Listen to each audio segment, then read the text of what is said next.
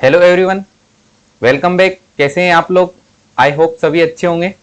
चलिए चैप्टर को कंटिन्यू करते हैं। आज हम देखने वाले हैं respiratory volumes and capacities. Chapter start किया था हमने breathing and exchange of gases, जिसमें हमने सिस्टम की बात की थी कि रेस्पिरेटरी कौन सा ऑर्गन पाया जाता है रेस्पिरेशन के लिए अपने शरीर में, या जो एनिमल्स हैं जो अपनी हैबिटाट वेरी करते हैं, जैसे कोई जल में रह रहा है, वाटर में रह रहा है, कोई टेरेस्ट्रियल पर रह रहा है, जैसे इंसेक्ट्स हैं, फिशेस हैं, ह्यूमन है। इन सभी में डिफरेंट डिफरेंट टाइप का मोड ऑफ रेस्पिरेशन पाया जाता है। क्यों पाया जाता है?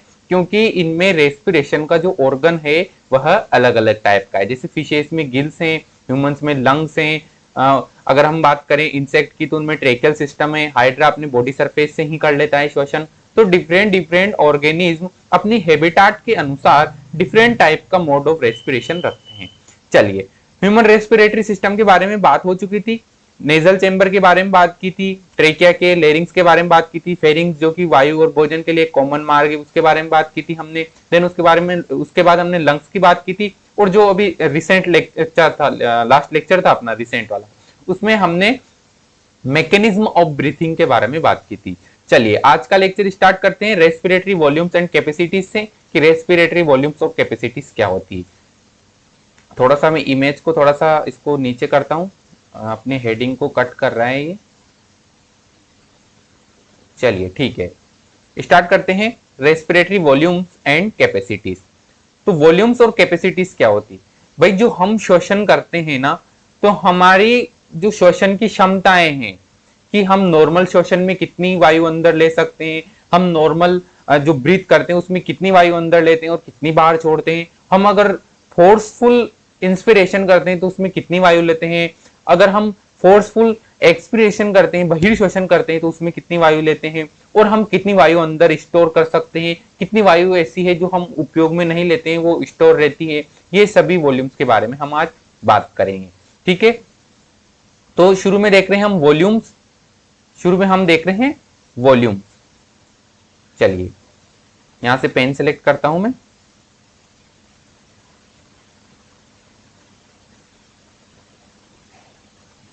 चलिए वॉल्यूम्स, ठीक है। आयतन, वॉल्यूम को क्या बोलते हैं? आयतन। आयतन, ठीक है। टाइडल वॉल्यूम होता है, टाइडल वॉल्यूम की बात करेंगे, डेफिनेशन की बात करेंगे, क्या वैल्यू है इसकी उसकी बात करेंगे। इंस्पिरेटरी रिजर्व वॉल्यूम की बात करेंगे, एक्सपिरेटरी रिजर्व वॉल्यूम की बात करेंगे, रेजिडुअल वॉल्यूम की बात करेंगे। ये सभी वॉल्यूम अलग अलग आयतन है, अलग अलग मात्रा की वायु को रखते हैं। जैसे रेजिडुअल वॉल्यूम की वैल्यू, यह कितनी वायु की मात्रा रखता है, इंस्पिरेटरी रिजर्व वॉल्यूम में कितनी वायु की मात्रा रखता है, इसकी डेफिनेशन क्या है, किसे बोल रहे हैं, अभी फ्लो चार्ट से समझेंगे। एक आप नॉर्मल इसको देख लीजिए कि हम क्या क्या देखने वाले। इंस्पिरेटरी कैपेसिटी देखेंगे, कैपेसिटीज में एक्सपिरेटरी कैपेसिटी देखेंगे, फंक्शनल रेजिडुअल कैपेसिटी देखेंगे, वाइटल कैपेसिटी देखेंगे और टोटल लंग कैपेसिटी देखेंगे। ये सभी कैपेसिटीज और वॉल्यूम्स एनसीईआरटी में दिए हुए हैं क्लियरली। चलिए उनको ही समझेंगे हम। फर्स्टली स्टार्ट कर रहे हैं हम वॉल्यूम्स के बारे में बात करेंगे। भाई रेस्पिरेटरी वॉल्यूम्स और कैपेसिटी दोनों देखनी है, उसमें से हम वॉल्यूम की बात कर रहे हैं। रेस्पिरेटरी वॉल्यूम या बोल सकते हैं पल्मोनरी वॉल्यूम। इसमें फर्स्ट ले रहे हैं हम टाइडल वॉल्यूम, ठीक है। जो टाइडल वॉल्यूम था अपना हेडिंग में फर्स्ट, वही हम देख रहे हैं।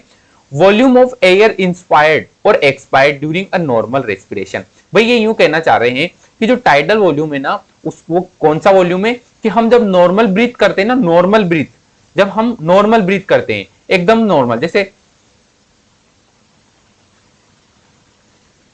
जब हम सामान्य अवस्था में ब्रीथ करते हैं, तो वॉल्यूम ऑफ एयर इंस्पायर्ड और expired during a normal respiration, एक नॉर्मल रेस्पिरेशन के दौरान इंस्पायर्ड की गई या एक्सपायर्ड की गई वॉल्यूम नॉर्मल वॉल्यूम या बोल सकते हैं टाइडल वॉल्यूम कहलाती है। ठीक है, टाइडल वॉल्यूम अगर आप स्पायरोग्राम है, ये नीचे जो फ्लो चार्ट या बोल सकते हैं जो लाइन चार्ट दिया हुआ है नीचे, ये पूरा स्पायरोग्राम है। क्या है? स्पायरोग्राम, ठीक है। स्पायरोग्राम की बात की थी हमने। स्पायरोग्राम में इससे हमको पता चलती है, सारी वैल्यू पता चलती है कि इसका टाइडल वॉल्यूम कितना है, इसका रेस्पिरेटरी वॉल्यूम कितना है, ठीक है, इसकी कैपेसिटीज क्या है, डिफरेंट डिफरेंट टाइप की वाइटल कैपेसिटीज क्या है, इंस्पिरेटरी रिजर्व कैपेसिटी क्या है। चलिए ठीक है, तो टाइडल वॉल्यूम क्या हुआ? वॉल्यूम ऑफ एयर इंस्पायर्ड और expired during normal respiration. Normal respiration के दौरान अंदर ली गई वायु या फिर बाहर निकाली गई वायु का आयतन कितना होता है? It is approx 500 ml। लगभग 500 ml होता है। और एक हेल्दी मैन, एक हेल्दी आदमी, एक स्वस्थ आदमी इंस्पायर और expire approximately 6 to 8,000 ml of air पर मिनट। एक मिनट के अंदर वह लगभग 6 से 8,000 ml वायु अपने अंदर ले लेता है या फिर बाहर निकाल देता है। ठीक है, अपने अंदर लेता है या फिर बाहर निकाल देता है। कितनी? 6,000 से 8,000 ml एक स्वस्थ आदमी एक मिनट के अंदर।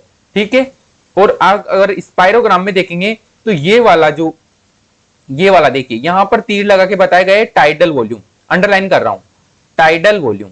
ठीक है, टाइडल वॉल्यूम को अंडरलाइन किया, ये वाला यहां से यहां तक, ये टाइडल वॉल्यूम, जहां से ये ग्राफ चल रहा है ऐसे, ये टाइडल वॉल्यूम के अंदर चलता है। ठीक है, ये वाला इन दोनों लाइन के बीच का। ठीक है, ये टाइडल वॉल्यूम कहलाता है। चलिए नेक्स्ट डेफिनेशन देखते हैं। इंस्पिरेटरी रिजर्व वॉल्यूम क्या होता है? इंस्पिरेटरी मतलब अंतर शोषण से रिलेटेड है। अब रिजर्व वॉल्यूम जो अंतर शोषण में रिजर्व की जाती है, देखिए, additional volume of air a person can inspire by a forcible inspiration. भाई नॉर्मल हम जब ब्रीथ करते हैं तब तो हमारा टाइडल वॉल्यूम रहता है, लेकिन जब हम एडिशनल वॉल्यूम अंदर लेते हैं, हम फोर्सफुल इंस्पायर करते हैं, जैसे हम कोई अनुलोम विलोम कर रहे हैं, उस दौरान अगर हम श्वसन करें और जोर से करें, जैसे अंदर एकदम से वायु खींचे, तो जो एडिशनल वॉल्यूम हमने ली है, टाइडल वॉल्यूम के अतिरिक्त जो एडिशनल वॉल्यूम ली है, वो इंस्पिरेटरी रिजर्व वॉल्यूम कहलाती है। देखिए, inspiratory reserve volume tidal volume के अतिरिक्त। भाई टाइडल वॉल्यूम तो नॉर्मल संवर्धन, नॉर्मल ब्रीथ, लेकिन नॉर्मल से अतिरिक्त हमने ले लिए, नॉर्मल से अतिरिक्त हमने लिए, तो ये कहलाएगी inspiratory reserve volume, additional volume of air a person can inspire by a forcible inspiration. और इसकी वैल्यू होती है एवरेज 2500 से लेकर 3000 ml तक।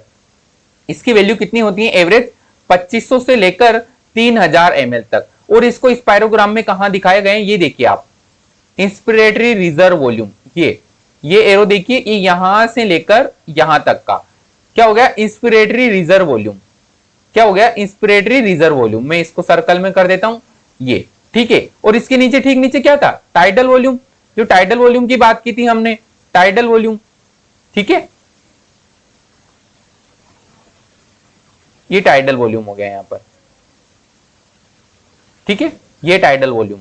ठीक है, अब इधर एक बार और यहां पर दिखाता हूं मैं, जहां पर इस side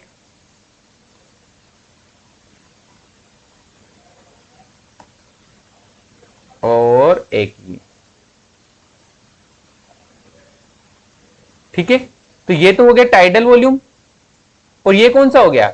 inspiratory reserve volume, IRV. Short में हम इसको आईआरवी लिखते हैं। ठीक है, चलिए नेक्स्ट डेफिनेशन देखते हैं। एक्सपिरेटरी रिजर्व वॉल्यूम किसको बोलते हैं? जो इंस्पिरेटरी है, ठीक उसका उल्टा। भाई उसमें अंदर फोर्सिबल इंस्पिरेशन कर रहे थे, इसमें फोर्सिबल एक्सपिरेशन करेंगे। Additional volume of air a person can expire by a forcible expiration.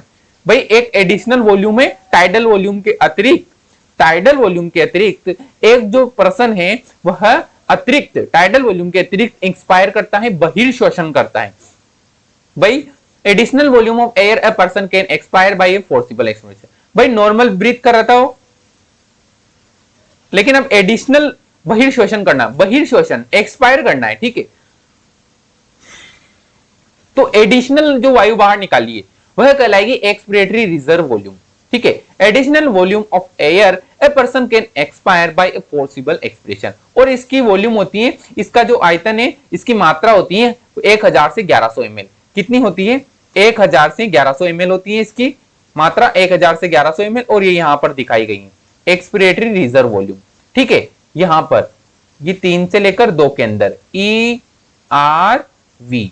ठीक है, एक्सपिरेटरी रिजर्व वॉल्यूम। ये हो गई थी टाइडल वॉल्यूम, ये वाली, और ये हो गई थी इंस्पिरेटरी रिजर्व वॉल्यूम। ठीक है, चलिए नेक्स्ट चलते हैं। Residual volume, residual volume, volume of air remaining in the lungs even after a forcible expiration. भाई जो ERV था ना अपना लास्ट वाला, ये वाला ERV, इसके बाद भी अगर कुछ मात्रा लंग्स में ही रह जाए। भाई ERV क्या था? फोर्सिबल एक्सपिरेशन, फोर्स से हमने वायु को बाहर किया, मतलब फोर्स से हमने बहिर्श्वसन किया, उसके बाद भी अगर लंग्स में कुछ वायु की मात्रा रह जाती है तो वह कहलाती है रेजिडुअल वॉल्यूम। और इसकी मात्रा होती है 1100 से 1200 ml। कितनी होती है मात्रा? 1100 से 1200 ml। ये यहां पर दिखाई गई है रेजिडुअल वॉल्यूम, ये रेजिडुअल वॉल्यूम। चलिए ठीक है, इधर दिखाते हैं। ये तो होगी रेजिडुअल वॉल्यूम आरवी, देन उसके बाद ये होगी अपनी ईआरवी, ठीक है, ERV expiratory reserve volume. Then उसके बाद 3 से 4 के बीच में, ये 3 और 4 के बीच में ये वाली, ये हो गई अपनी residual volume, sorry tidal volume, ठीक है, टाइडल वॉल्यूम। और देन उसके ऊपर ये फोर्सिबल इंस्पिरेशन, ये हो गई ईआरवी। समझ में आया बात? ठीक है, ये तो हो गई ईआरवी, क्या है? Forcible inspiration. भाई टाइडल वॉल्यूम के दोनों तरफ चलना है, ये टाइडल वॉल्यूम है। अब टाइडल वॉल्यूम क्या है? Normal breath, normal breath. अगर फोर्स से अंदर सांस लेंगे, इंस्पिरेशन करेंगे, तो क्या कहलाएगा? Inspiratory reserve volume. अगर फोर्स से बाहर निकालेंगे हवा, बहिर्शोषण करेंगे फोर्स से, तो क्या कहलाएगा? Expiratory reserve volume. और अगर फोर्स से वायु बाहर निकालने के बाद भी लंग्स में कुछ मात्रा बचती है, तो वो कहलाएगी रेजिडुअल वॉल्यूम। ठीक है, चलिए अब बात करते हैं कैपेसिटीज की। रेस्पिरेटरी कैपेसिटी या फिर बोल सकते हैं पल्मोनरी कैपेसिटीज। क्या होती है capacities? By adding up a few respiratory volume describe above. जो हमने अभी कुछ रेस्पिरेटरी वॉल्यूम्स ऐड किए हैं, उनके बेसिस पर one can derive various pulmonary capacity. उनके बेसिस पर हम वेरियस टाइप की पल्मोनरी कैपेसिटीज डेराइव कर सकते हैं, जो कि आपको अपन को क्लिनिकल डायग्नोसिस में मदद करती हैं। Can be use in clinical diagnosis. देखिए, by adding up a few respiratory volumes described above, जो अभी अपने लास्ट एक दो स्लाइड पे देखी है, one can derive various pulmonary capacities which can be used in clinical diagnosis। NCERT की लाइन है। चलिए क्या कौन कौन सी कैपेसिटीज होती हैं? देखिए, inspiratory capacity, total volume of air a person can inspire after a normal expiration. ठीक है, total volume of air a person can inspire, अंदर लेता है। Total volume of air, total volume of air a person can inspire after a normal expression. एक normal expression के बाद वह total कितनी वायु अंदर लेता है? ठीक है, चलिए एक नॉर्मल एक्सप्रेशन करते हैं। नॉर्मल एक्सप्रेशन हो गया। अब नॉर्मल एक्सप्रेशन के ठीक बाद टोटल अपन कितनी वायु अंदर ले सकते हैं? ठीक है, टोटल लेनी है। तो इसमें क्या होएगा? टाइडल वॉल्यूम भी जुड़ जाएगा अपना, और इंस्पिरेटरी रिजर्व वॉल्यूम भी जुड़ जाएगा। समझ में आ रही है बात? भाई एक नॉर्मल ब्रीथ की हमने, जिसमें नॉर्मल एक्सप्रेशन किया, नॉर्मल हवा बाहर निकाली, बहिर्शोषण किया, नॉर्मल बहिर्शोषण। ठीक है, नॉर्मल बहिर्शोषण डन। अब हमको नॉर्मल इंस्पिरेशन भी करना है, साथ ही जितनी कैपेसिटी है उतनी कैपेसिटी के साथ अपन को अंदर वायु लेनी है, जितनी हम ले सकते हैं। तो नॉर्मल तो ये हो गया, अंदर लेना, नॉर्मल अंतःशोषण। अब और अपन के अंदर क्षमता है, और लेना है। तो नॉर्मल शोषण मतलब tidal volume plus inspiratory reserve volume. ठीक है, समझ में आ रही है बात? Tidal volume plus inspiratory reserve volume. ठीक है, क्लियर हो गई होगी ना बात? चलिए यहां पर देखते हैं। टाइडल वॉल्यूम एक नॉर्मल बहिर्शोषण के बाद ली गई, अंदर ली गई फोर्सेबल, या बोल सकते हैं जितनी कैपेसिटी है उतनी ली गई वायु। भाई एक तो टाइडल वॉल्यूम हो जाएगी नॉर्मल लेना, एक अपन के अंदर और क्षमता भी और ले सकते हैं फोर्स के साथ, तो दोनों जुड़ जाएगी। ठीक है, ये भी आ जाएगी काउंट में। तो ये पूरा क्या कहलाएगा? ये inspiratory reserve volume, inspiratory reserve volume plus tidal volume. ठीक है, tidal volume, inspiratory reserve volume plus tidal volume, तो क्या कहलाएगा? Inspiratory capacity. इंस्पिरेटरी कैपेसिटी कहलाएगा, भाई हमने शोषण अंदर ही तो किया है, बस हमने अंत शोषण ही तो किया है, इंस्पिरेशन ही तो किया है केवल, तो इंस्पिरेटरी कैपेसिटी। ठीक है, बात क्लियर है इंस्पिरेटरी कैपेसिटी की? चलिए अब देखते हैं एक्सपिरेटरी कैपेसिटी। भाई एक्सपिरेटरी कैपेसिटी क्या होगी? उसका उल्टा कर देंगे। ठीक, total volume of air a person can expire after a normal inspiration. Normal हवा अंदर लेने के बाद कितनी हवा बाहर निकाल सकते? नॉर्मल जो हवा अंदर ली हमने लंग्स के अंदर, नॉर्मल जो अंत शोषण किया है, उसके बाद हम बहिर्शोषण के द्वारा कितनी वायु बाहर कर सकते हैं? ठीक है, वो बात करनी है यहां पर। इसमें क्या इंक्लूड हो जाएगा? Tidal volume plus inspiratory reserve volume. कैसे? चलिए नॉर्मल हम वायु अंदर लेते हैं, नॉर्मल अंदर वायु ली। अब नॉर्मल, अब हम बात करेंगे ईसी एक्सपिरेटरी कैपेसिटी। नॉर्मल अंत शोषण के बाद टोटल वॉल्यूम ऑफ, या फिर बोल सकते हैं नॉर्मल, जो total volume of air in A person can expire after a normal inspiration, कि भाई टोटल कितनी वॉल्यूम हम बाहर कर सकते हैं एक नॉर्मल इंस्पिरेशन के बाद। भाई नॉर्मल इंस्पिरेशन कीजिए, ठीक है नॉर्मल किया, अब टोटल कितनी बार निकाल सकते हैं? एक तो नॉर्मल बार निकालेंगे, अभी और है वो भी बाहर निकालेंगे, तो नॉर्मल बाहर निकालना प्लस एक्स्ट्रा बाहर निकालना, ठीक है। तो टाइडल वॉल्यूम जो नॉर्मल है, tidal volume plus expiratory reserve volume, ठीक है। यहां डायग्राम में देखिए ईआरवी प्लस टाइडल वॉल्यूम, ये देखिए एक तो क्या टाइडल वॉल्यूम, ठीक है, नॉर्मल बाहर वायु को करना, ठीक है, नॉर्मल बहिर्शोषण प्लस फोर्सेबल बहिर्शोषण, और जितनी हम बाहर कर सकते हैं, ठीक है। तो क्या हो जाएगा tidal volume plus ERV inspiration reserve volume, एक तो नॉर्मल वॉल्यूम जो नॉर्मल सेशन करते हैं 500 ml, और एक ये वाली, ठीक है। तो कितनी हो जाएगी अपने पास टीवी प्लस ईआरवी, ईआरवी, ठीक है। अगर इसकी वैल्यू पूछ ले एग्जाम में, इससे वैल्यू भी पूछ सकते हैं, ठीक है, वैल्यू पूछ ले, वैल्यू पूछ ले, नीट 2021 वैल्यू पूछ ले, तो क्या बतानी है? टोटल टाइडल वॉल्यूम कितनी है 500 ml, ठीक है। इसके बाद इसकी कितनी है 1000 टू, चलिए देखते हैं पीछे, देखिए ये देखिए एक्सपिरेटरी रिजर्व वॉल्यूम 1000 टू 1100, ठीक है। एक्सपिरेटरी रिजर्व वॉल्यूम कितनी है 1000 टू 1100, ठीक है। तो 1000 टू 1100 लिख देंगे, ठीक है। तो टोटल करेंगे तो कितनी हो जाएगी 1500 से लेकर 1600, ठीक है, 1500 से लेकर 1600, ऑप्शन मिलान कीजिए और क्लिक कीजिए और क्वेश्चन को सही कीजिए, ठीक है। नॉर्मल बात है, ऐसे अपन को क्वेश्चन पूछा जा सकता है एग्जाम के अंदर, ठीक है। चलिए नेक्स्ट डेफिनेशन करते हैं। नेक्स्ट क्या है? फंक्शनल रेजिडुअल कैपेसिटी क्या कहलाती है? Functional residual capacity, volume of air that will remain in the lungs after a normal inspiration. भाई नॉर्मल इंस्पिरेशन करते हैं ना, उसके बाद जितनी भी वायु लंग्स के अंदर प्रेजेंट है वह सब फंक्शनल रेजिडुअल कैपेसिटी कहलाती हैं, ठीक है। चलिए नॉर्मल बहिर्श्वसन कीजिए, नॉर्मल एक्सपिरेशन कीजिए, कर लिया। अब इसके बाद लंग्स में कितनी वॉल्यूम प्रेजेंट है तो आपको नॉर्मल आइडिया होगा कि जो टाइडल वॉल्यूम है ना, देखिए टाइडल वॉल्यूम क्या कहलाता है? टाइडल वॉल्यूम क्या है? या तो नॉर्मल इंस्पिरेशन या नॉर्मल बहिर्श्वसन, ठीक है। अब नॉर्मल बहिर्श्वसन मान लिया इसको, ठीक है, क्योंकि इसको दोनों कंसीडर करते हैं, ठीक है। चलिए ये तो हो गया नॉर्मल, नॉर्मल एक्सपिरेशन, ठीक है, सामान्य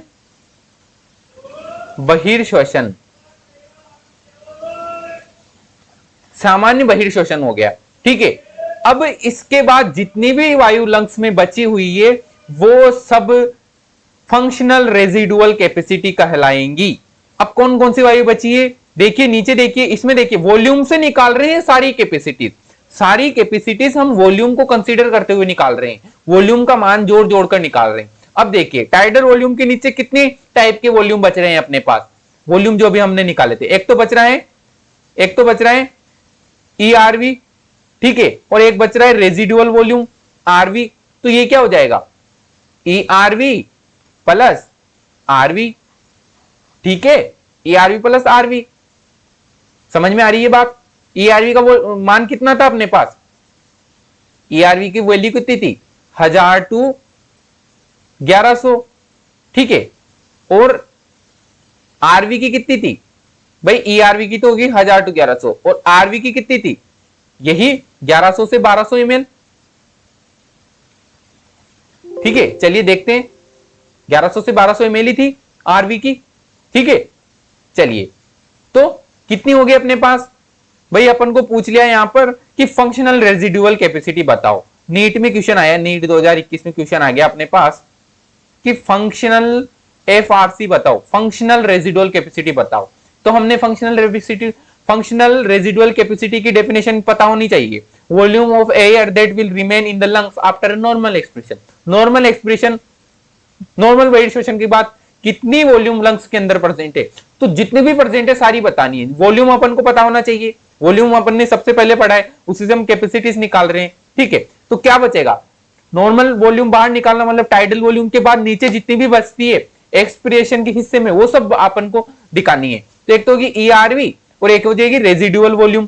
ठीक है, ये ERV plus residual volume. ERV कितनी है अपने पास, एक्सपिरेटरी रिजर्व वॉल्यूम कितनी है अपने पास, अपने पास थी expiratory reserve volume 1000 to 1100 ml।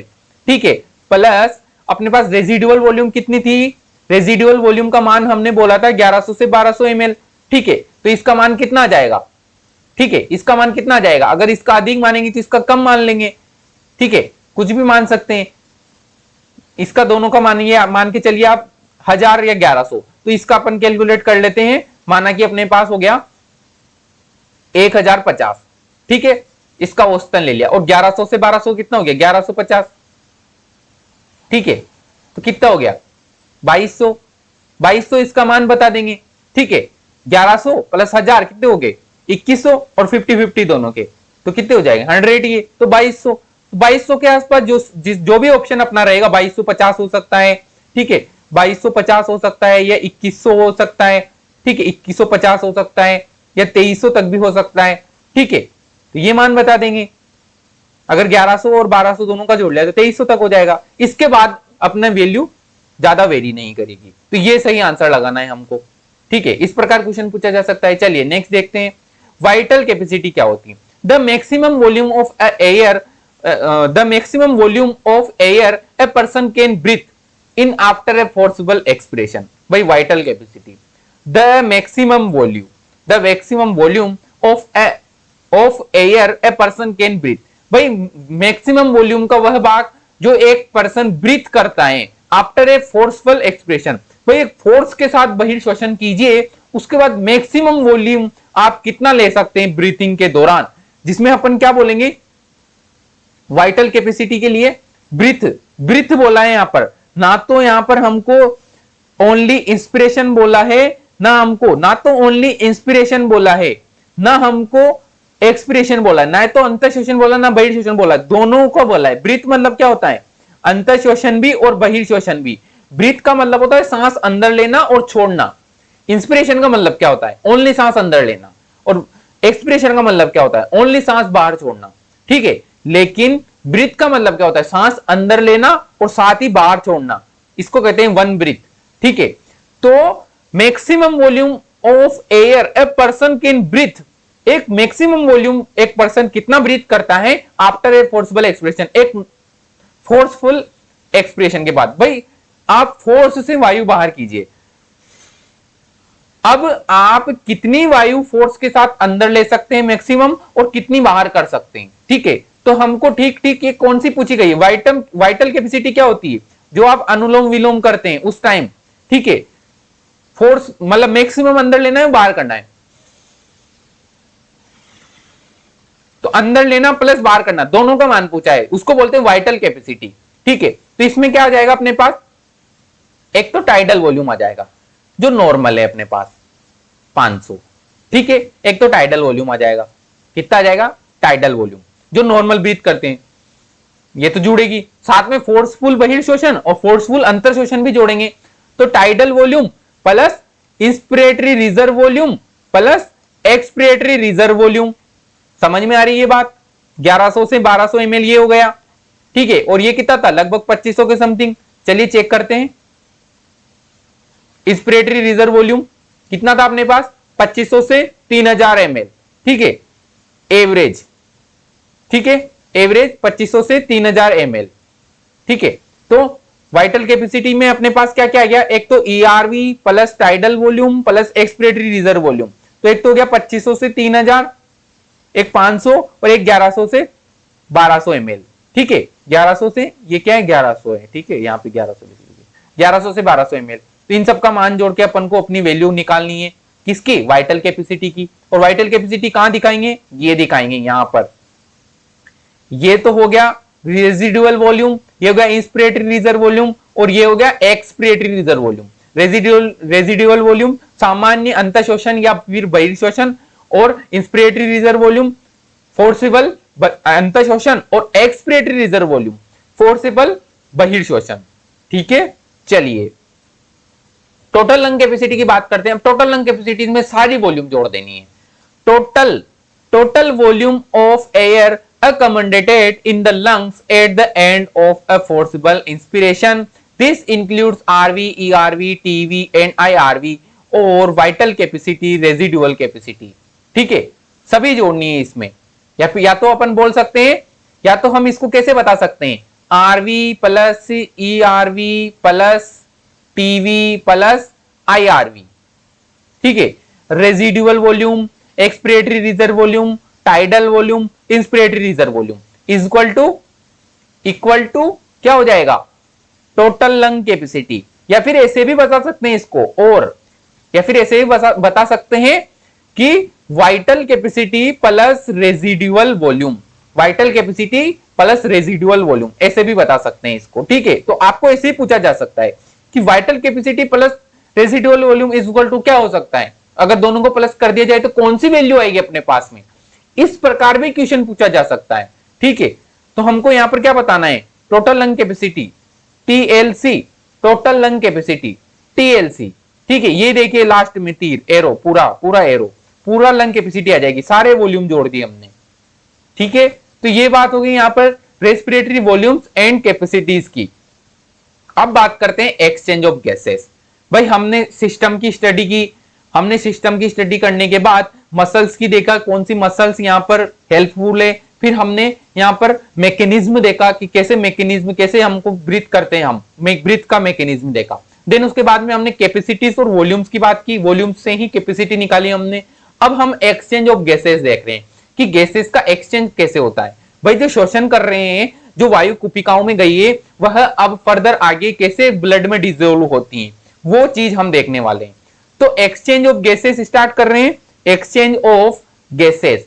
ठीक है, चलिए फर्स्ट स्टेटमेंट से शुरू करते हैं। एक्सचेंज ऑफ गैसेस अभी आपको समझ में आने वाला है। भाई एक्सचेंज बहुत सारी जगह होता है, एक तो वायुमंडल से एक्सचेंज, नासा छिद्रों के द्वारा CO2 बाहर करना, O2 अंदर लेना, एक एक्सचेंज ये हो गया। एक लंग्स के अंदर कुपिकाओं और ब्लड कैपिलरीज के बीच में एक्सचेंज, कि कैपिलरीज तो CO2 कुपिकाओं में डालेगी और कुपिकाएं O2 को CO2 में डालेगी। ठीक, एक एक्सचेंज ये हो गया।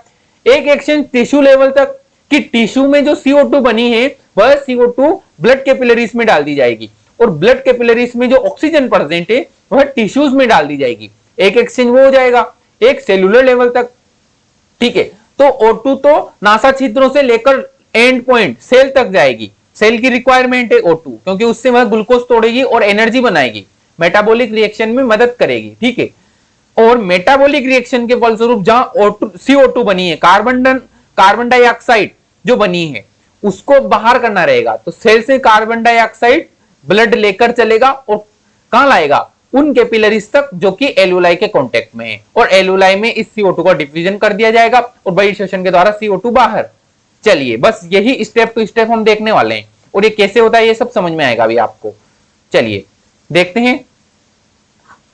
Alveoli are the primary sites of exchange of gases. Alveoli जो है वह प्राइमरी साइट होती है गैसेस के एक्सचेंज की। ये एक एल्वुलाई है। ठीक है, ये क्या है, एक एल्वुलाई हो, एल्वुलाई।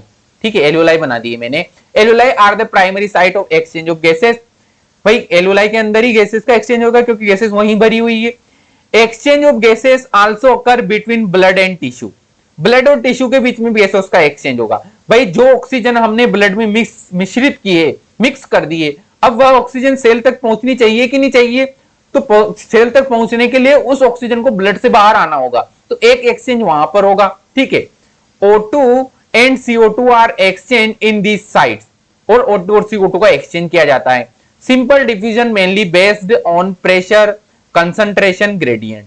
और यह किस पे बेस्ड होता है, जो सिंपल डिफ्यूजन हो रहा है ये किस पे बेस्ड है, प्रेशर, गैसों के प्रेशर के ऊपर बेस्ड है, या फिर बोल सकते हैं उनके कंसंट्रेशन के ऊपर बेस्ड है, कंसंट्रेशन ग्रेडियंट के ऊपर बेस्ड है। भाई या तो बोल दो कि कंसंट्रेशन ज्यादा है ऑक्सीजन की, कंसंट्रेशन ज्यादा का मतलब है ज्यादा ऑक्सीजन की मात्रा प्रेजेंट है, और अगर ज्यादा ऑक्सीजन की मात्रा प्रेजेंट है इसका मतलब ज्यादा प्रेशर है, तो प्रेशर बोल लो या कंसंट्रेशन बोल लो, तो इनके ग्रेडियंट में जो चेंज आएगा उसके ऊपर डिपेंड करेगी गैसेस का मूवमेंट। चलिए, solubility of gases as well as the thickness of the membrane involved in diffusion are also some important factor that can affect the rate of diffusion। NCERT की line है कि diffusion को प्रभावित करने वाले कारक कौन कौन से हैं। तो फर्स्ट कारक बताना है कि एक तो है सोल्यूबिलिटी ऑफ गैसेस, गैस की सोल्यूबिलिटी कितनी है, घुलनशीलता कितनी है, गैस कितनी घुली हुई है वह, ठीक है। एक तो यह एक मेम्ब्रेन की थिकनेस, भाई जो एलुलाई है, ये एलुलाई है, इससे गैस को इधर आना है ब्लड कैपिलरीज में, तो इन मेम्ब्रेन्स की थिकनेस कितनी है यह भी वेरी करेगा, यह भी एक फैक्टर है गैसों के एक्सचेंज को प्रभावित करने वाला, ठीक है। तो ये सब इंपॉर्टेंट फैक्टर है जो कि डिफ्यूजन की रेट को अफेक्ट करते हैं, ठीक है। लास्ट पॉइंट देखिए आप, pressure contribute pressure contributed by an individual gas in a mixture of gases is called partial pressure and is represented as partial pressure of O2 for oxygen and partial pressure of CO2 for carbon dioxide। भाई इनको कैसे लिखते हैं partial pressure of CO2 को, इस प्रकार, partial pressure of O2 को इस प्रकार। पार्शियल प्रेशर होता क्या है, पार्शियल प्रेशर होता क्या है भाई, आप ये मान के चलिए कि ये एक कोई पात्र है, इसमें बहुत सारी गैसेस भरी हुई है, भाई ये टाइप की गैस तो होगी CO2, ठीक है। और ये डॉट डॉट डॉट ये कौन सी हो गई, ये हो गई O2, और एक और ये कौन सी गैस मान लीजिए आप, ये CO मान लीजिए। अब ये सभी गैस मिलकर इस पात्र में प्रेशर जनरेट कर रहे हैं, ठीक है। आप मान के चलिए कि आपके घर में जो गैस की टंकी है उसमें बहुत टाइप वेराइटी ऑफ गैसेस भरी हुई है, जैसे CO2 भरी हुई है, O2 भरी हुई, मान रहे हैं बस, है ना, मान रहे हैं कि CO2 भरी हुई है, O2 भरी हुई है, कार्बन मोनोऑक्साइड भरी हुई है, CO भरी हुई है। अब ये सभी वहां पर प्रेशर जनरेट कर रही है, तो पार्शियल प्रेशर ऑफ O2 क्या कहलाएगा भाई, अकेली O2 के द्वारा कितना प्रेशर का योगदान है वहां पर, भाई सभी गैसेस प्रेशर जनरेट कर रही है, वहां पर प्रेशर से भरी हुई है, पर अकेली केवल हम ऑक्सीजन की बात कर रहे हैं कि ऑक्सीजन के द्वारा कितना प्रेशर लगाया जा रहा है उस टंकी की वॉल पर, इस टंकी की वॉल पर कितना प्रेशर O2 के द्वारा लगाया जा रहा है, इसको बोलेंगे पार्शियल प्रेशर ऑफ O2। इसको कैसे बताएंगे अपन, ऐसे PO2 से। और CO2 के द्वारा कितना प्रेशर लगाया जा रहा है तो उसको बोलेंगे पार्शियल प्रेशर ऑफ CO2, ठीक है। एक गैसों के मिक्सचर में एक इंडिविजुअल गैस के द्वारा लगाया गया दाब पार्शियल प्रेशर कहलाता है उस गैस का, ठीक है। बस समझ में आ गई ये बात, बस पार्शियल प्रेशर समझ में आना चाहिए, बस इन्हीं की पार्शियल प्रेशर में अंतर की वजह से गैसों का मूवमेंट होता है। चलिए आगे बढ़ते हैं। Partial pressure of this two gases in the atmospheric air and the two site of diffusion are given. एक तो एटमॉस्फेरिक में इनका प्रेशर कितना होता है, एक एलुलाई में कितना होता है, एक ब्लड में कितना होता है, ये सब हमको टेबल में दिया गया है, एनसीईआरटी की टेबल है। The data given in the table clearly indicate concentration gradient for oxygen from alveoli to blood and blood to tissue. भाई डाटा जो दिए हैं नीचे टेबल में वो क्लियरली इंडिकेट कर रहे हैं ऑक्सीजन की कंसंट्रेशन ग्रेडियंट को, कि ऑक्सीजन की जो कंसंट्रेशन ग्रेडियंट है वह एनवायरमेंट से लेकर सेल्यूलर लेवल तक घटती जा रही हैं।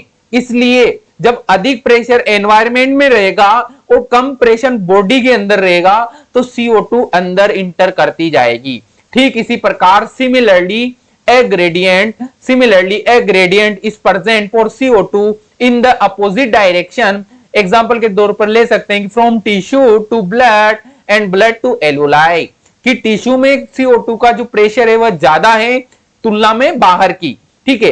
तो बाहर जो अंदर CO2 का प्रेशर ज्यादा है तो ज्यादा प्रेशर से कम प्रेशर की तरफ, एनवायरमेंट की तरफ CO2 बाहर निकलेगी, ठीक है। चलिए टेबल पे नजर कीजिए। एक फर्स्ट कॉलम में हमको दी गई है रेस्पिरेटरी, देखिए ये फर्स्ट कॉलम में, ठीक है। फर्स्ट कॉलम में हमको रेस्पिरेटरी गैसेस दी गई है, दो गैसों के बारे में अध्ययन कर रहे हैं, ऑक्सीजन और कार्बन डाइऑक्साइड। चलिए एटमॉस्फेरिक, अब हम केवल O2 की बात कर रहे हैं ना, आप O2 पर ध्यान देना, आप केवल ऑक्सीजन पर ध्यान देना, ठीक है, ऑक्सीजन पर ध्यान देना आप, ठीक है। चलिए ऑक्सीजन कहां प्रेजेंट है, वायुमंडल में प्रेजेंट है, एटमॉस्फेयर में प्रेजेंट है, ठीक है। एटमॉस्फेरिक एयर में ऑक्सीजन प्रेजेंट है। अब इसका जो पार्शियल प्रेशर वो कितना है 159 mmHg, mmHg से बताते हैं इसको, ठीक है। mmHg इसकी इकाई है। चलिए, तो 159 इसका पार्शियल प्रेशर है, लेकिन एल्वुलाई में कितना है? 104, 104। क्या ये वायुमंडल से अधिक है क्या? ये वायुमंडल से कम है। गैस किस तरफ मूव करेगी? वायुमंडल से एल्वुलाई की तरफ, मतलब इंस्पिरेशन करेंगे हम, इजीली वायु अंदर मूव करेगी। कहने का अर्थ है कि O2 का पार्शियल प्रेशर वायुमंडल में अधिक है, एल्वुलाई में कम है, तो अधिक प्रेशर से कम प्रेशर की तरफ। तो इसका मूवमेंट किधर होगा? O2 का मूवमेंट एटमॉस्फेरिक एयर से एल्वुलाई के अंदर। ठीक है, कितना है? 104। अब आगे देखिए आप, डीऑक्सीजनेटेड ब्लड लंग्स के पास आता है और इस ब्लड को ऑक्सीजनेटेड किया जाता है। भाई शोषण क्या करता है? शोषण क्या करता है? यह ऑक्सीजन देता है हमको, और ऑक्सीजन से ब्लड ऑक्सीजनेटेड हो जाता है, उसको शुद्ध ब्लड बोलते हैं। क्यों? क्योंकि ऑक्सीजन टिश्यू में वितरित की जाती है ब्लड के द्वारा। तो डीऑक्सीजनेटेड ब्लड का मतलब है इसमें CO2 मिश्रित है। यह डीऑक्सीजनेटेड ब्लड है, यह अशुद्ध ब्लड है। अशुद्ध इसलिए क्योंकि इसमें CO2 प्रेजेंट है। तो आप देखेंगे कि जो वेन्स, जो आर्टरीज, वेन नहीं, जो आर्टरीज लंग्स में आ रही है वह अशुद्ध ब्लड लेके आ रही है। तो उनके अंदर प्रेजेंट प्रेशर कितना है ऑक्सीजन का? 40% है। भाई आप यहां पर देखिए, ये एक एल्वुलाई है, इसके अंदर क्या भरी हुई है? O2 भरी हुई है। इसका प्रेशर कितना है एल्वुलाई के अंदर? 104। टेबल में दिखाए गए हैं, ध्यान से देखिए, टेबल में 104 दिखाए गए हैं। अब यहां कोई एक ब्लड वेसल्स आ रही है जो अशुद्ध रक्त लेके आ रही है, इसमें O2 का प्रेशर कितना है? Partial pressure 40। अब देखिए किसमें अधिक है? एल्वुलाई में अधिक है 104, और ब्लड वेसल्स में कितना है? 40। तो ऑक्सीजन का मूवमेंट किस तरफ होएगा? एल्वुलाई से ब्लड वेसल्स के अंदर। तो O2 एल्वुलाई से निकलकर ब्लड वेसल्स में आ जाएगी। ठीक है, अब एक बार जो ब्लड वेसल्स में ऑक्सीजन आ जाएगी तो ब्लड ऑक्सीजनेटेड हो जाएगा। ऑक्सीजनेटेड हो जाएगा, उसमें ऑक्सीजन मिक्स हो गई है, ऑक्सीजन ब्लड में मिक्स हो गई है, ब्लड ऑक्सीजनेटेड हो चुका है। ठीक है, अब ब्लड को हम शुद्ध ब्लड बोलेंगे। ठीक है, उसमें ऑक्सीजन मिश्रित हो गई है, अब वह ब्लड पूरे शरीर में फैलेगा और उस ऑक्सीजन का वितरण करेगा। तो आगे देखिए आप, यहां पर ब्लड में ऑक्सीजन का जो प्रेशर है वह इंक्रीज हो गया है। क्यों इंक्रीज हो गया है? क्योंकि उसमें एक्स्ट्रा ऑक्सीजन इंक्लूड हुई है।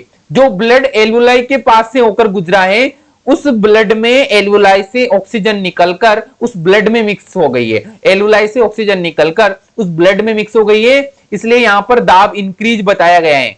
ठीक है, डीऑक्सीजनेटेड ब्लड की तुलना में ऑक्सीजनेटेड ब्लड में जो है ऑक्सीजन की मात्रा ज्यादा है। क्यों है? क्योंकि ऑक्सीजनेटेड ब्लड है। ऑक्सीजनेटेड ब्लड का मतलब ही है कि उसमें ऑक्सीजन ज्यादा प्रेजेंट है डीऑक्सीजनेटेड की तुलना में। तो डीऑक्सीजनेटेड ब्लड में 40 था, लेकिन ऑक्सीजनेटेड ब्लड में 95 हो गया।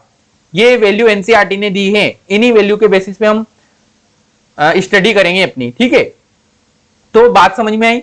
डीऑक्सीजनेटेड ब्लड में ऑक्सीजन का पार्शियल प्रेशर कम था, अब उसमें ऑक्सीजन मिक्स कर दिए। जब मिक्स कर दिए, जब गैसेस और इंक्लूड कर दिए, तो बेसिकली बात है कि प्रेशर इंक्रीज हो जाएगा। तो प्रेशर इंक्रीज हो गया है ऑक्सीजनेटेड ब्लड में। ठीक है, अब यह ब्लड पूरे शरीर में घूमेगा, पूरे शरीर में घूमेगा ब्लड वेसल्स के थ्रू, और टिश्यू में आप पाएंगे कि टिश्यू में ऑक्सीजन का पार्शियल प्रेशर 40 है। टिश्यू में ऑक्सीजन का partial pressure of oxygen in tissue are 40। कितना है? इज 40 है mmHg, 40 mmHg, 40 mmHg। और जो कैपिलरीज आ रही हैं उन टिश्यूज के पास, जो कैपिलरीज टिश्यूज के पास आ रही हैं, उन कैपिलरीज के अंदर ऑक्सीजन का पार्शियल प्रेशर कितना है? अधिक है टिश्यू की तुलना में। टिश्यू में 40 है, जबकि ब्लड जो ऑक्सीजनेटेड ब्लड है उसका 95 है। तो ब्लड कैपिलरी से ऑक्सीजन निकलकर टिश्यू के अंदर डिफ्यूज हो जाएगी, और टिश्यू क्या करेंगे? उस ऑक्सीजन का ग्लूकोज को तोड़ने में उसका उपयोग करेंगे, अपने मेटाबॉलिक रिएक्शन में उसका उपयोग करेंगे। और मेटाबॉलिक रिएक्शन में क्या बनेगी? CO2। क्या बनेगी? CO2।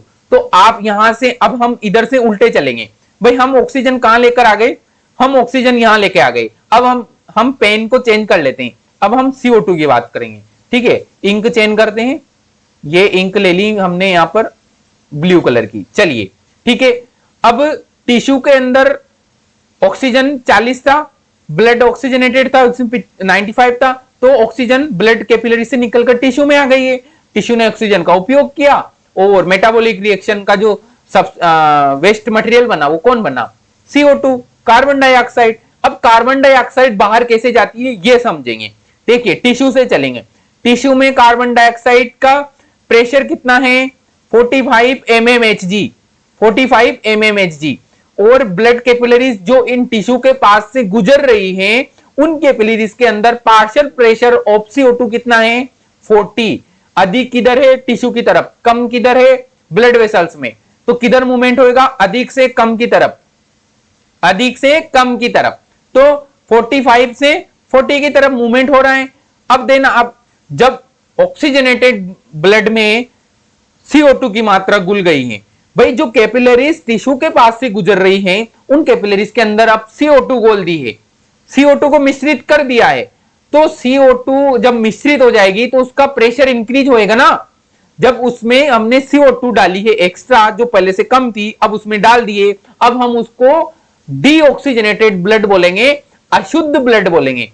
तो आप देखेंगे कि ऑक्सीजनेटेड ब्लड में जब CO2 मिश्रित हुई, जब CO2 मिश्रित हुई, ठीक है, जब CO2 मिश्रित हुई तो इसमें प्रेशर इंक्रीज हो गया और कितना हो गया? 45, 40 से 45। और इस ब्लड को क्या बोलेंगे? डीऑक्सीजनेटेड ब्लड, अशुद्ध ब्लड। अब यह अशुद्ध ब्लड कैपिलरीज के पास ले जाया जाएगा, ठीक है, कैपिलरीज के एलुलाई के पास, ठीक है, सॉरी कैपिलरीज नहीं, एलुलाई जो लंग्स में प्रेजेंट है, ठीक है। तो डीऑक्सीजनेटेड ब्लड में CO2 का पार्शियल प्रेशर कितना है? 45। अब यह कैपिलरीज एलुलाई के पास आएगी और एलुलाई में CO2 का कितना है पार्शियल प्रेशर? 40। तो 45 से 40 की तरफ। देन उसके बाद एलुलाई से एटमॉस्फेयर में निकलेगी यह CO2 कितना है? 0.3, 0.3। तो कम से ज्यादा से कम की तरफ। ज्यादा किधर है? एलुलाई में। कम किधर है? एटमॉस्फेयर में। तो इस प्रकार बाहर निकल जाएगी CO2, ठीक है। समझ में आई पूरी बात? चलिए आगे देखते हैं। Diagrammatic representation of exchange of gases. आप देखिए यहां पर ये एलुलस है, इसमें हम बस ऑक्सीजन की बात कर रहे हैं, ऑक्सीजन की बात कर रहे हैं, ध्यान देना। सिर्फ कलर चेंज कर लेते हैं पेन का। चलिए कलर चेंज कर लेते हैं पेन का ताकि आपको समझ में आए। रेड कलर ले लेते हैं हम ऑक्सीजन के लिए, ठीक है, ऑक्सीजन के लिए हम रेड कलर ले रहे हैं, ठीक है, ऑक्सीजन के लिए रेड कलर ले रहे हैं। भाई इंस्पायर, हमने इंस्पिरेशन किया, हमने अंतर शोषण किया, अंतर शोषण किया, जिसमें हमने ऑक्सीजन ली। और ये ऑक्सीजन अंदर क्यों आई? क्योंकि एटमॉस्फेयर में ऑक्सीजन की जो है प्रेशर वो ज्यादा है, ठीक है, और अंदर कम है, तो इधर आ गई ऑक्सीजन। एलुलाई में कितना है? 104। देखिए एलुलाई में 104 था, बाहर कितना है एटमॉस्फेयर में? 159 था। ये देखिए एटमॉस्फेयर में 159 था और एलुलाई में 104 था। यही आप डायग्राम में देखिए, बाहर कितना रहेगा? 159, अंदर कितना है एलुलाई में? 104। तो ऑक्सीजन अंदर आ गई एलुलाई में।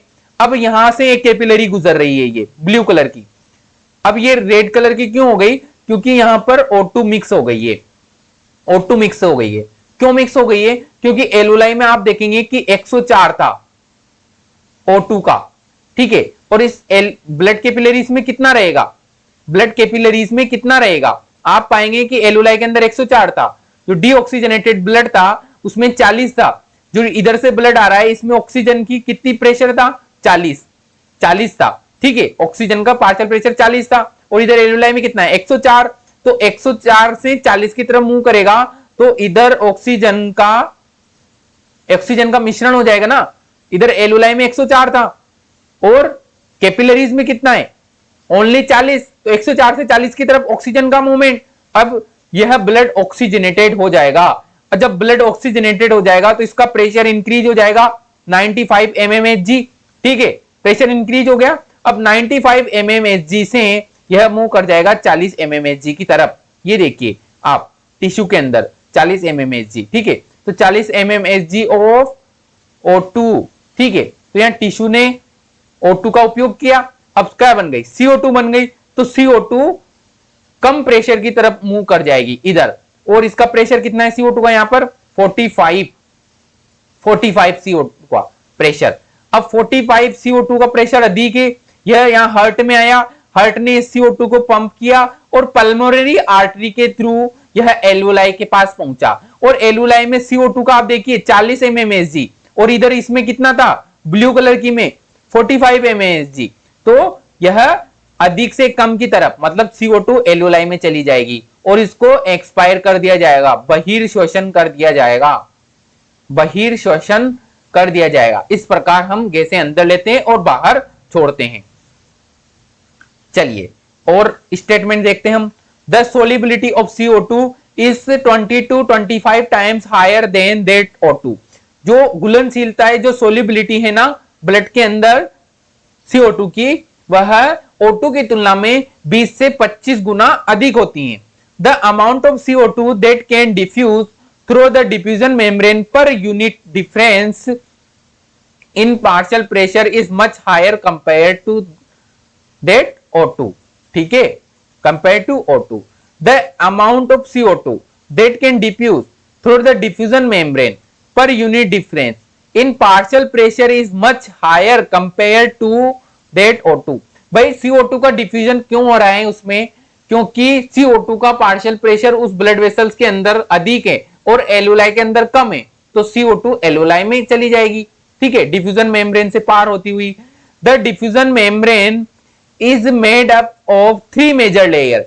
डिफ्यूजन मेम्ब्रेन 3 मेजर लेयर से बनी हुई। डिफ्यूजन मेम्ब्रेन किसको बोलते हैं, ये सारी मेम्ब्रेन देखिए, रिंग बनाता हूं मैं, देखना ये रिंग जो बनाई है ना, ये सभी मेम्ब्रेन क्या कहलाएगी, डिफ्यूजन मेम्ब्रेन, डिफ्यूजन मेम्ब्रेन। ठीक है, ये वाली डिफ्यूजन मेम्ब्रेन कहलाती है। अब डिफ्यूजन मेम्ब्रेन के अंदर 3 लेयर है, कौन कौन सी, एक लेयर तो है thin squamous epithelium of alveoli, second layer है the endothelium of alveolar capillaries और the basement substance in between them. देखिए 3 लेयर कौन कौन सी हैं, एक लेयर तो होगी simple squamous epithelium of alveolar wall, 1 layer, second layer होगी एंडोथेलियल ऑफ ब्लड कैपिलरीज और थर्ड लेयर होगी बेसमेंट सबस्टेंस, ये रहा यहां पर थर्ड। देखिए डायग्राम में मैं इसको डार्क करता हूं, ये लेयर है ना ये वाली, ये लेयर तो हो गई कौन सी, ये सिंपल स्क्वामस लेयर। ठीक है, और एक और ये लेयर देखिए आप, ये वाली, ठीक है, ये वाली लेयर कौन सी लेयर हो गई, ये लेयर हो गई एंडोथेलियल ऑफ ब्लड कैपिलरीज। ठीक है, अब इन दोनों के बीच में जो येलो कलर का नजर आ रहा है ना आपको सबस्टेंस, येलो कलर का पदार्थ नजर आ रहा है, वो हो जाएगा बेसमेंट सबस्टेंस, थर्ड लेयर। इस प्रकार ये 3 लेयर होती हैं जिनको पार करते हुए गैसेस एक्सचेंज होती हैं। O2 इनको पार करके ब्लड कैपिलरीज में आती है, इन तीनों लेयर को पार करके। ठीक है, इन तीनों लेयर को पार करके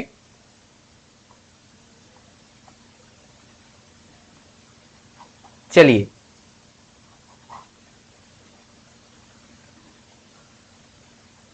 फर्स्ट लेयर ये, सेकंड कौन एंडोथेलियल और थर्ड लेयर बेसमेंट। ठीक है, अब इन तीनों को पार करके ऑक्सीजन इसमें आएगी और CO2 इन तीनों को पार करके इसमें जाएगी।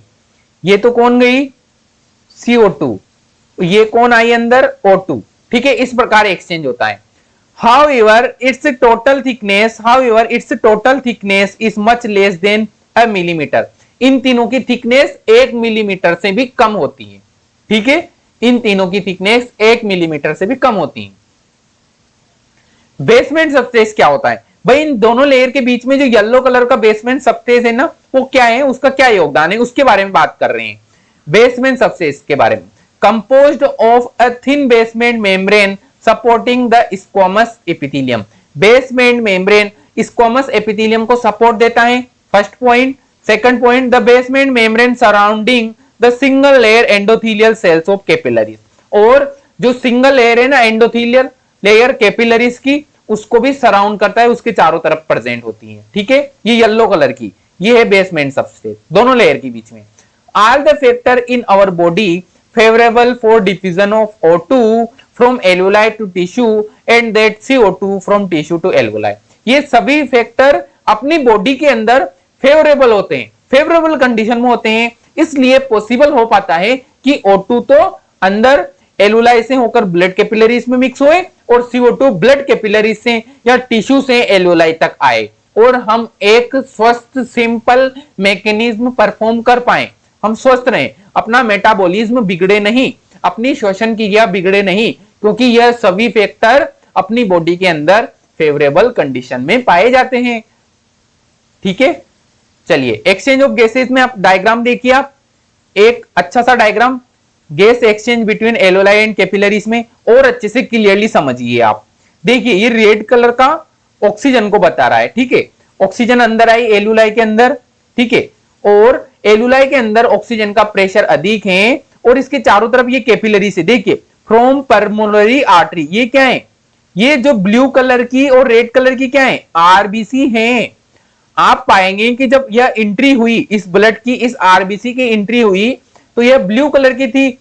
जब यह ब्लू कलर की थी और जब इसमें O2 का मिश्रण हुआ, ऑक्सीजन मिश्रित हुई, तो यह रेड कलर की हो गई, यह ऑक्सीजनेटेड हो गई, और पल्मोनरी वेन के थ्रू यह हार्ट में जाएगी।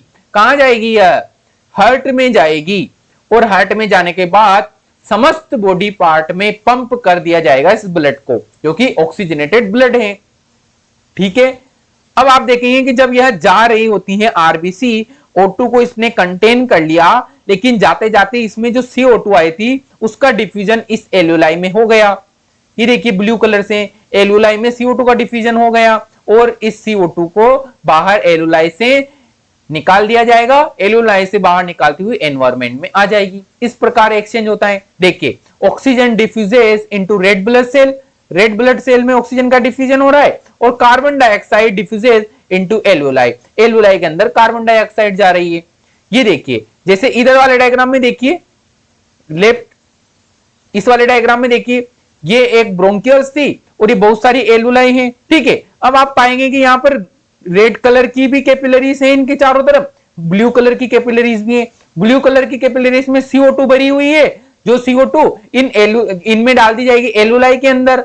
ठीक है, और जो एल्वेलाई में ऑक्सीजन प्रेजेंट है यह इन रेड कलर की कैपिलरीज में डाल दी जाएगी, ताकि ऑक्सीजनेटेड ब्लड बॉडी में सप्लाई किया जा सके।